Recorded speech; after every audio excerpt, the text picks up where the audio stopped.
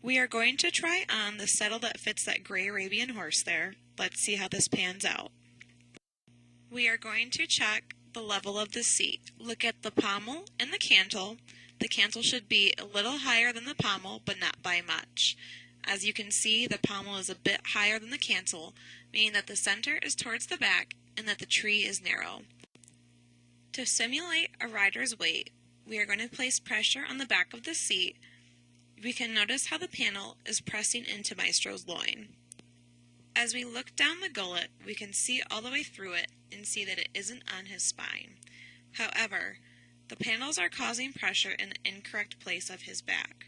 Since it is placing pressure on his upper loin, it is too close to his spine. This saddle should have panels placing pressure away from his spine. I should be able to easily run my hand underneath this saddle. As you can see, it is too tight on his shoulder, which would prevent him from being able to move his shoulder comfortably. As I apply pressure on the pommel to simulate a rider's weight, you can see that the saddle gets tighter on his shoulder. This saddle is way too narrow for this horse. Before putting the saddle on, I am going to run my hand down the muscle on his back. I am doing this to look for any white hairs, bumps, or any painful pressure points in which he would sway his back or drop his back down. His back should be smooth. All of these can affect the saddle fit since the saddle sits on the back of the shoulder blade to the last rib. Then, I find his spine and see that it is about 2 fingers wide. As I flip over the saddle, you can see that the gullet has a 3-finger wide clearance, which should fit his back without pinching his spine. It also has flat symmetric panels, which means that the saddle should provide even contact. The saddle is one that has a tree that you can change, so if the tree isn't wide enough, we can always change it. Maestro does have some fat pads on his shoulders, so we may have to change the tree as he begins to lose weight. Look at the pommel and the cantle. You can see that the cantle is a little higher than the pommel, which is what we desire.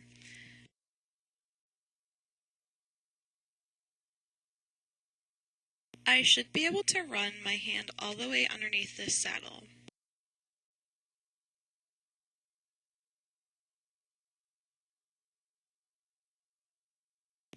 Since I can run my hand underneath this saddle, it means that it won't be pinching his shoulder and restricting movement.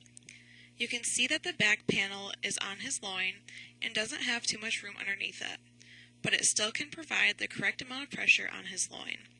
This is good because the saddle is flat and isn't too far forward. As we look down the gullet, we can see all the way through it and see that it isn't on his spine. Viewing the gullet from the pommel, we can see that there is plenty enough room for his spine and that the saddle will be providing even contact on his back away from his spine. As I apply pressure to the pommel to simulate a rider's weight, I can still run my hand all the way through this saddle, meaning that it will not pinch his shoulders even with a rider. As I apply pressure on the back of the saddle to simulate a rider's weight, we can see that it is still contacting the muscle on his back correctly without pressing onto his spine.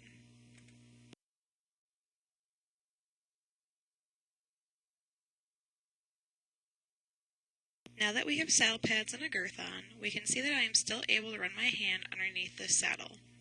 There is still plenty enough room on his shoulder blades and his back without the saddle pinching.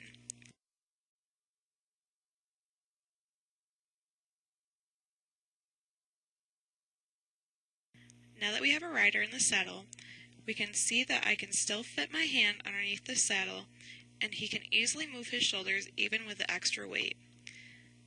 The saddle still sits evenly and the rider has a level seat in this saddle. The back panel is not pinching his back either and is comfortable on his back. This saddle will fit Maestro.